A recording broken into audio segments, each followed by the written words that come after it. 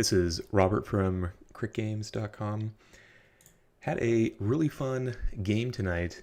It was our session 0. We had a bunch of new characters and new people who were playing the game, some for the first time.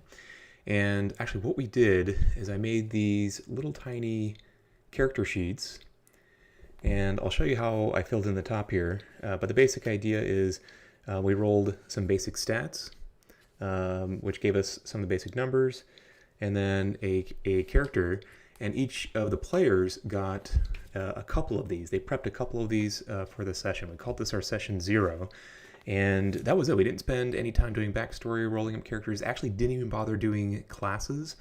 So the whole idea here, let me show you this. So this is from totalpartykill.ca. This is a character generator. And what I did is I took a bunch of these random equipment and skills, pasted them into our friendly little mini character sheets. And then that means that each player was able to get their equipment filled in, some basic skills. And you can see like some of the auto-generated stuff, it does have a concept of kind of what a class would be underneath. But the whole idea of this game is each player, we get a couple of these. And it just rolling, and actually what we did is we made them non-heroic. So we did a 3d6 across each of the stats, and then you had a couple of these ready to go within really just like 2 or 3 minutes, and then they use these to run the game with. Now, for those who have played Dungeon Crawl Classics, it has a similar idea. We have this session 0 of characters that really aren't that skilled yet, right? They're not heroic. They're not necessarily they don't have all of the abilities that a normal character would have. And so having a couple of these non-heroic ones around, and we'll see like which one will kind of win the day or survive the dungeon.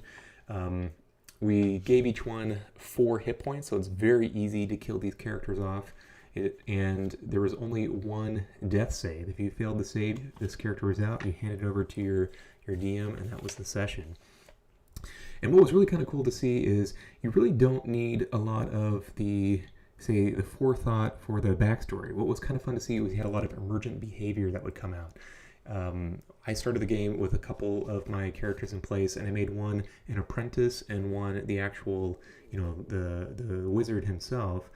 Of course, if you see on some of these, like there is like really basic magic that's happening, but it's nothing that will really kind of tip the game in any sort of favor. They really didn't have classes, but some of them had kind of these really basic abilities that would come up. And of course, the apprentice died charging into battle, saving his